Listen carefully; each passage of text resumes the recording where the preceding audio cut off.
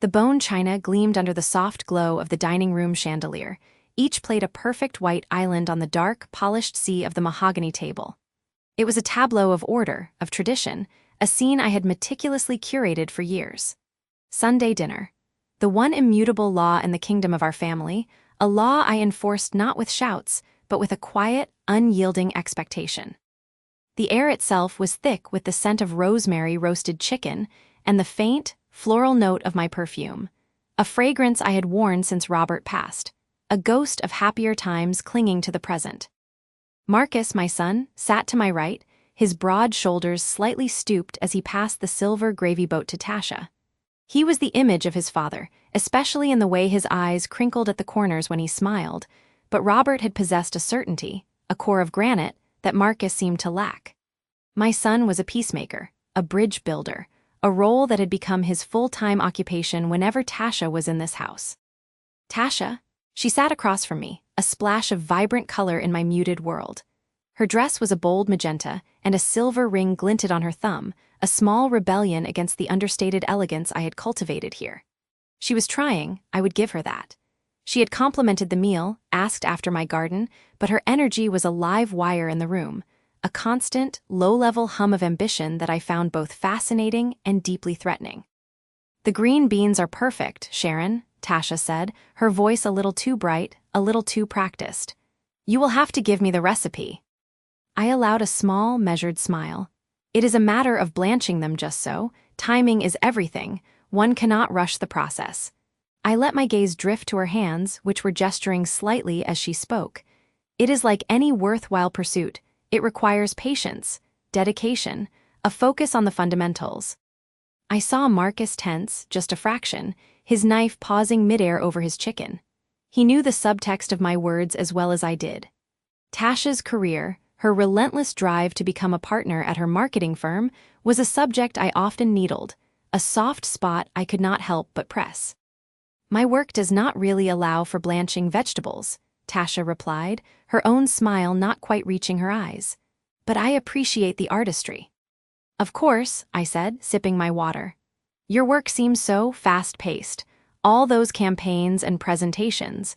It must be difficult to find moments for the things that truly sustain a person, for family." The words hung in the air, delicate and sharp as broken glass. Marcus cleared his throat, a nervous sound that grated on me. Why did he always feel the need to intervene?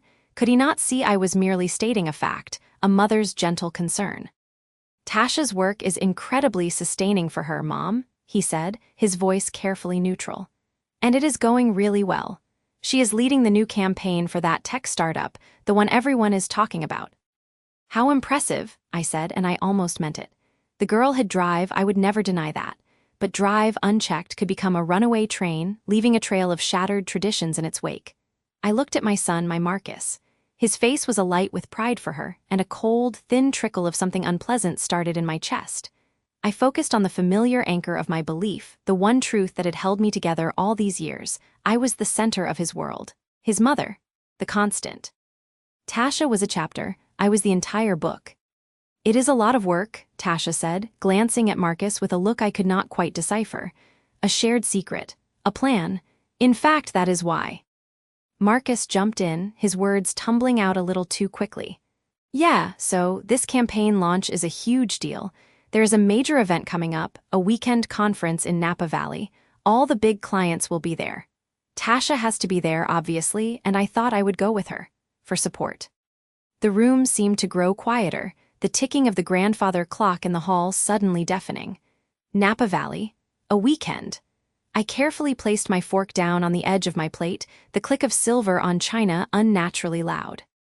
"A weekend," I repeated, my voice dangerously calm. "That sounds lavish." "It is not until a month from now," Marcus added, as if that were a consolation. "But it does fall on a Sunday, so we would have to miss dinner that week." "Miss dinner?" The words were so simple, so casual, yet they struck me with the force of a physical blow. In all the years since Robert died, Marcus had never missed a Sunday dinner. Not for illness, not for work trips he could reschedule, not for anything. It was our ritual, our sacrament.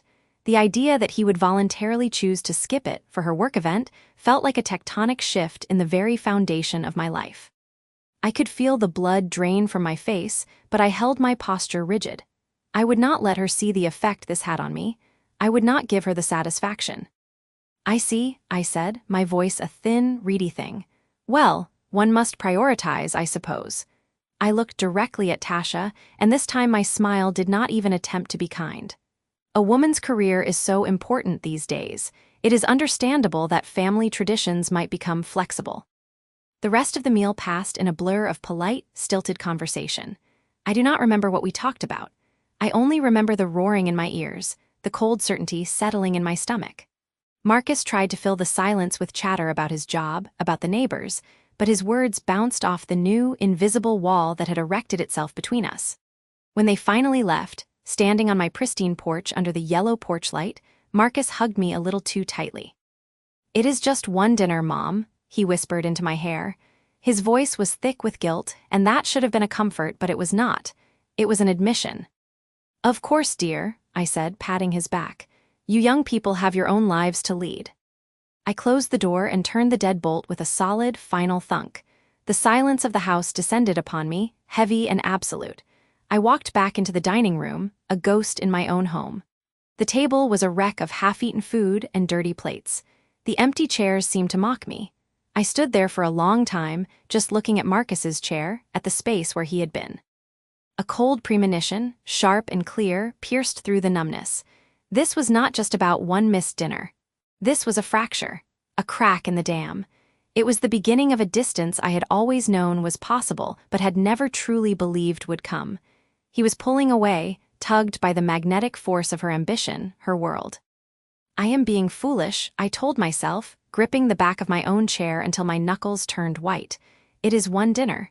He is a good son. He would never let that girl come between us. He knows who his family is. He knows I am the one who has always been here, the one who always will be." But as I began to clear the table, my hands trembling slightly as I stacked the perfect, gleaming plates, the cold feeling would not leave me.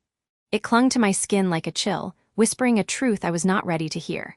And in the profound silence of the house, a silence that was no longer peaceful but profoundly lonely, a single, treacherous thought echoed. What if I am not enough anymore? The digital clock on my bedside table bled a harsh red. 2:17 a.m. The silence of the house was a physical thing, a heavy blanket smothering everything but the sound of my own heartbeat. Then the phone rang.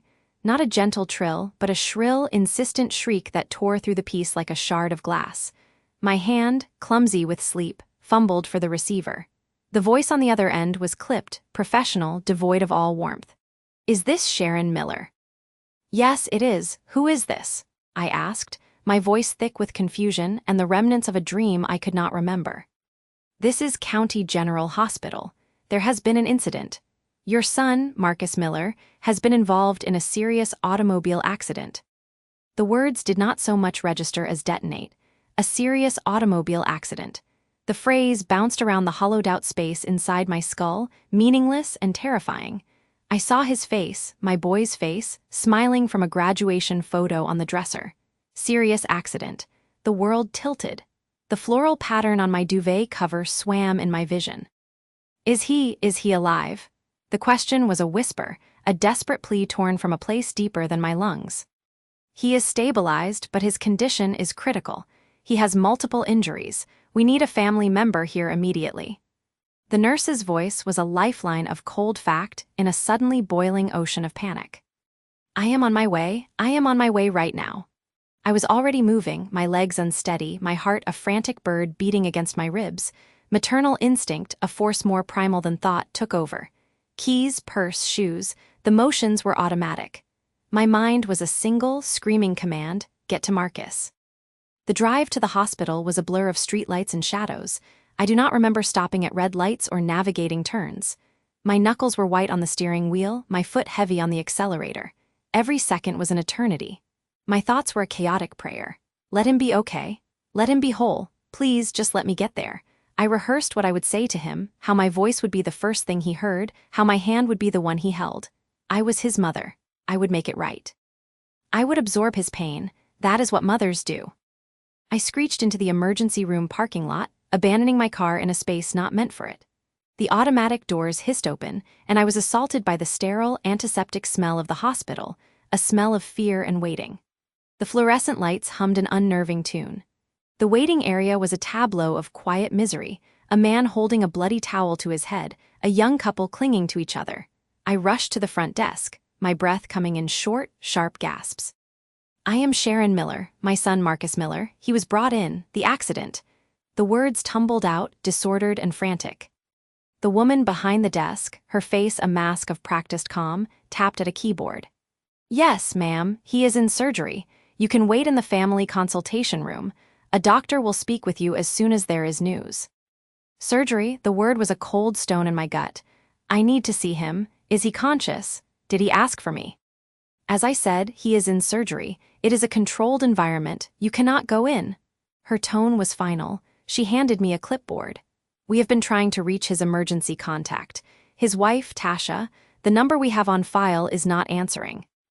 The mention of Tasha was a pinprick, a minor irritation in the maelstrom of my fear. Of course they would call Tasha first. That was procedure. But I was here. I was the constant.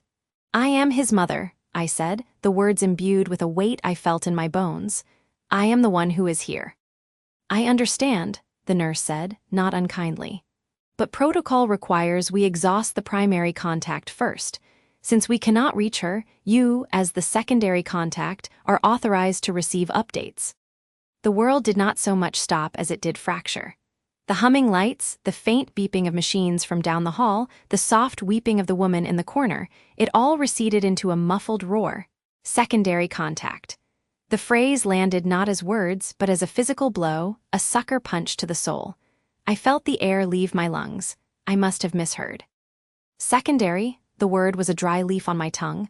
There must be a mistake. Check again. I am his mother, Sharon Miller.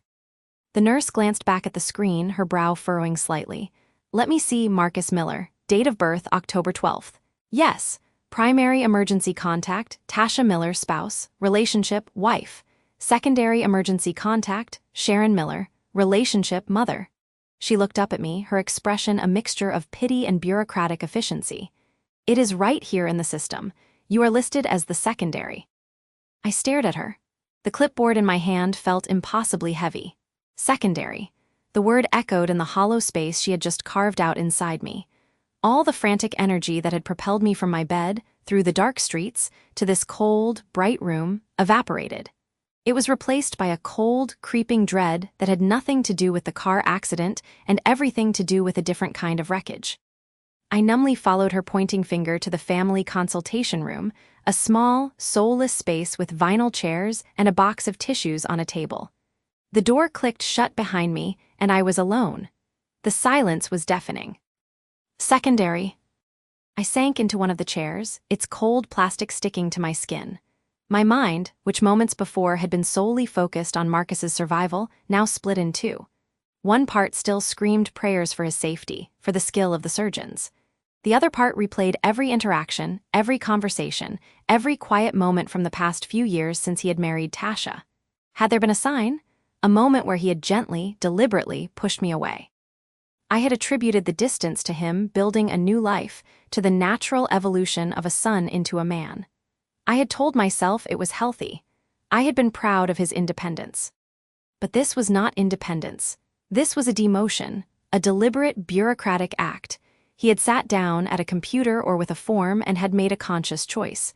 He had typed Tasha's name first, then he had paused, and then, almost as an afterthought, he had added mine. Secondary, the one you call when the first one does not answer. The waiting room became a torture chamber. Each tick of the clock on the wall was an accusation. I was not his first call. In what was potentially the final moment of his life, his instinct had not been to reach for me. My identity, the very core of who I was for over 30 years, Marcus's mom, his protector, his safe harbor, was unraveling like a poorly knit sweater. The love I had poured into him, the nights I had spent awake when he was sick, the sacrifices, the unwavering support. All of it was rendered secondary. I was an alternate, a backup plan. I thought of Tasha, probably sleeping peacefully in their bed, her phone on silent, oblivious to the chaos she had been chosen to manage first. A bitter taste filled my mouth. This was her victory, though she did not even know she was in a battle. She had replaced me not just in his home, but in the hierarchy of his heart.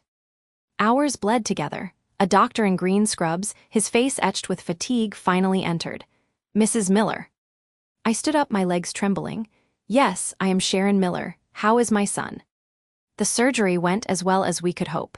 He has a broken femur, 3 fractured ribs, and a significant concussion. He is stable, but he is not out of the woods. We will be moving him to the ICU for close monitoring." Relief, sharp and dizzying, washed over me. He was alive. That was all that mattered. And yet the relief was tainted, poisoned by the new reality. "Can I see him?" "He is sedated. He will not be conscious for several hours, but you can sit with him for a few moments." I followed the doctor down a labyrinth of corridors, the smell of antiseptic growing stronger. He pushed open a heavy door to the intensive care unit. The room was a symphony of blinking lights and soft, rhythmic beeping. And there, in the center of it all, was Marcus. My boy, pale, surrounded by tubes and wires, a monstrous machine helping him breathe. The sight was a physical pain in my chest. I approached the bed slowly, as if afraid I might break him. I reached out a trembling hand and placed it over his, careful to avoid the IV line. His skin was cool. I leaned close, my lips near his ear. "Marcus," I whispered, my voice cracking. "It is Mom. I am here. I am right here." There was no response, not even a flicker beneath his eyelids. The machines continued their monotonous song. I stood there, a secondary contact in a room full of primary life-saving equipment, holding the hand of a son who had chosen to list me as his backup, and I knew with a chilling certainty that the accident was only the beginning of the ruin. The real devastation was just setting in, and I would have to face it alone. The air in the hospital room was thick with a sterile silence, broken only by the rhythmic hiss and beep of machines that were keeping my son tethered to this world. I sat in the hard plastic chair, its unforgiving surface a stark contrast to the soft vulnerability of Marcus's hand in mine.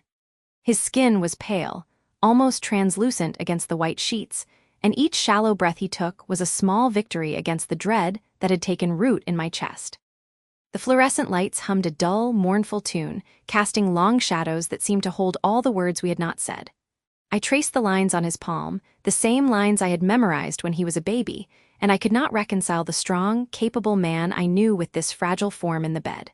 This was my fault. The thought was a shard of ice in my heart. My words, my pressure, had driven him to this precipice. I had built the wall he felt he had to climb, and he had fallen. The quiet was shattered by the frantic swing of the door. Tasha stood there, her hair disheveled, her coat buttoned wrong. Her eyes were wide pools of panic, darting from me to Marcus and back again. "Sharon," she gasped, her voice ragged. "I came as soon as I got the messages. My phone, it was on silent. I had a presentation, a huge presentation." A cold fury, born of fear and hours of waiting, rose within me. "A presentation," I repeated, the words flat and heavy. I did not let go of Marcus's hand. "Your husband is in a hospital bed, and you were at a presentation." She flinched as if I had struck her, stepping fully into the room. The smell of cold night air clung to her. It was the final pitch for the Kensington account. Marcus knew how important it was. He stayed up with me last night, he helped me rehearse. He told me I had to do this, that I could not let the team down. He said he was proud of me. Her words tumbled out, a desperate defense. He insisted. He said he would be fine, that he was just going to rest. I did not know. I would never have left if I had known. I wanted to scream at her, to unleash all the terror and blame that had been festering inside me. But looking at her face, pale and streaked with tears, I saw genuine anguish. This was not negligence. It was a tragic misalignment of priorities, encouraged by the man lying between us. The anger deflated, leaving behind a hollow, weary ache. We were two women who loved him, standing on either side of his bed, united and divided by that love. I just nodded, a stiff, unwilling gesture, and turned my attention back to Marcus. There was nothing more to say to her. The real confrontation was waiting for him to wake up. Hours bled into each other. Tasha took up a post by the window, a silent sentinel. The night deepened outside, the city lights twinkling like indifferent stars. I must have dozed off, my head resting against the cold metal bed rail, because the next thing I knew, a faint pressure squeezed my hand. My eyes flew open. Marcus was looking at me. His eyes were hazy with drugs and exhaustion, but they were focused. Aware. "Mom," he whispered, his voice a dry crackle. A sob caught in my throat. I reached for the cup of water on the bedside table, holding the straw to his lips. He took a small sip, his gaze never leaving my face. The pain in his eyes was not just physical. It was a deep, spiritual weariness that frightened me more than any monitor's reading. "I am here, Marcus," I said, my own voice trembling. "I am right here." He closed his eyes for a moment, gathering strength. When he opened them again, they were clearer, filled with a terrible resolve. "I am so sorry," he began, but I cut him off. "Do not apologize, just rest. We can talk later." "No," he said, with more force than I thought he possessed. "We have to talk now. I have to make you understand." He glanced toward Tasha, who had moved closer, her hand resting on his shoulder. A silent communication passed between them, a bond that excluded me, and the old familiar ache of jealousy pricked at me. But this time, it was different. This time, I saw it for what it was, not a rejection, but a union. "Understand what?" I asked, my voice barely a whisper. What I did, it was not because I do not love you. It was because I love you too much." The words hung in the air, nonsensical. He saw my confusion and struggled to sit up a little. Tasha adjusted his pillows, her touch gentle and practiced. "Your love, Mom, it has always been so heavy. It was a weight. Your expectations, your plans for my life, the way you looked at every choice I made that was not yours, it felt like disapproval. It felt like control." Each word was a needle. Control? I only ever wanted what was best for you. I wanted to protect you from making my mistakes. "I know," he said, and there was a profound sadness in his admission. "I know you believe that, but your best was a cage. When I met Tasha, it was the first time I felt free. I could breathe. Building a life with her, it is not about replacing you. It is about building something that is mine. Ours. And I could not do that with you standing in the doorway, measuring every board I laid against a blueprint I did not draw." I looked at my hands, the hands that had held him, fed him, worked tirelessly to give him a future. I had thought I was building a foundation. He had felt it as a ceiling. The truth of it was a devastating clarity. I had been so focused on being his anchor that I had failed to see I was also his chain. "The tension," he continued, his voice gaining a fragile strength. "The constant tension between you and Tasha, the comments, the looks, it was breaking me. I felt like I was being torn in two. I thought if I created some distance, if I made a clear choice, I could protect her. I could protect the peace we have built. I did not know how else to make it stop." The confession did not bring anger. It brought a crushing wave of understanding. I saw the entire history of our relationship reframed. My fierce devotion, my unwavering guidance, had been a burden too great for him to carry into his own life. I had been so busy being his mother that I had forgotten to let him be a man, a husband. I did not instantly forgive him. The hurt was too raw, the fear too recent. But the blame I had carried, the blame I had aimed at Tasha and even at him, shifted. It settled squarely on my own shoulders. My love, the one thing I believed was pure and good, had been the instrument of his despair. The silence that followed was not hostile, it was solemn, a quiet funeral for the way things had been. I looked at Tasha, truly looked at her. I saw the strength in her eyes, the love she had for my son, the partner she was. She was not the enemy. She was his sanctuary, and I had been trying to batter down the gates. I stood up, my joints aching. The room seemed different now, the air lighter somehow, even with the weight of our conversation. I leaned over and kissed Marcus's forehead. "You rest," I said, my voice steadier than I felt. "You need to heal." I walked to the door, each step feeling like a journey. I did not look back. I could not. Leaving that room was the hardest thing I had ever done. But I was not leaving as the scorned matriarch, the mother who had lost her son. I was leaving as a woman who had finally heard the truth. The story I had told myself about our family was wrong. It was time to learn a new one. The hospital corridor was quiet, the middle-of-the-night hush pressing in on me. I stood there for a long moment, the automatic doors whooshing shut behind me, sealing away the old life. I had made a silent promise in that room, a vow to respect the family my son had chosen. It was my first act of true, selfless support. And as I walked toward the exit, the cold night air hitting my face, I felt a terrifying freedom. The path ahead was unknown, and I had no map for where I was going.